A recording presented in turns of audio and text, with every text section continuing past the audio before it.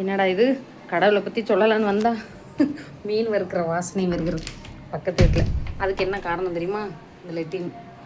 இன்னும் லெட்டினுக்குள்ளே மீன் வறுக்கிற வாசனை வருதா அப்படி நீங்கள் ஆச்சரியப்படலாம். நான் ஏற்கனவே இந்த வீட்டுக்கு வந்த புதுசுலேயே சொல்லியிருக்கேன், அந்த லெட்டினுக்குள்ளே சவுண்டு வந்தால் இந்த லெட்டினுக்குள்ளே வரும், இந்த லெட்டினுக்குள்ளே சவுண்டு வந்தால் அந்த வீட்டுக்குள்ளே கேட்கும். ஒரே கூத்து. ஆமாம், என்ன செய்கிறது. சரி மக்களே, இன்றைக்கி இந்த ஒரு ஷார்ட்ஸில் நான் உங்களுக்கு ஒரு அப்டேட் கொடுக்குறேன். என்னன்னு கேட்டிங்கன்னா, நம்மளுடைய சேனல் தருண் சுந்தர் ஃபேமிலி ஒன்றும் அதப்பாக இருக்குது. என்னன்னு தெரியல, ஃபோனு பார்க்குறதுனாலையா காய்கறி ஒன்றும் இல்லை. முட்டை வாங்கணும்னு போகிறேன். கோயிலுக்குங்கிற பாருங்க, கடைக்கு முட்டை வாங்கலான்னு போகிறேன். அதுக்குள்ளே ஒரு விஷயத்தை சீக்கிரம் சொல்லிட்டு போகிறேன். தாத்தா கடையை பூட்டிகிட்டு போயிடுவார்.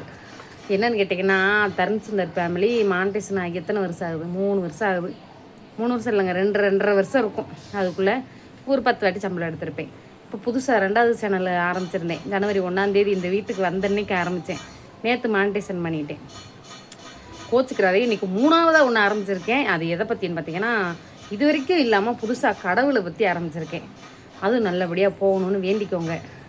அந்த சேனலோட லிங்க் வேணும்னு நினச்சிங்கன்னா கமெண்ட்டில் பின் பண்ணுறேன். என்னோடய 2வது சேனலோட லிங்க் வேணும்னு நினச்சிங்கன்னா அதையும் கமெண்ட்டில் பின் பண்ணுறேன். போய் பாருங்கள், அதுக்கும் ஆதரவு கொடுங்க. சரிங்களா? பாய். லைக் பண்ணுங்கள், பிடிச்சிருந்தா மறக்காமல். மீன் வாசனை வருது.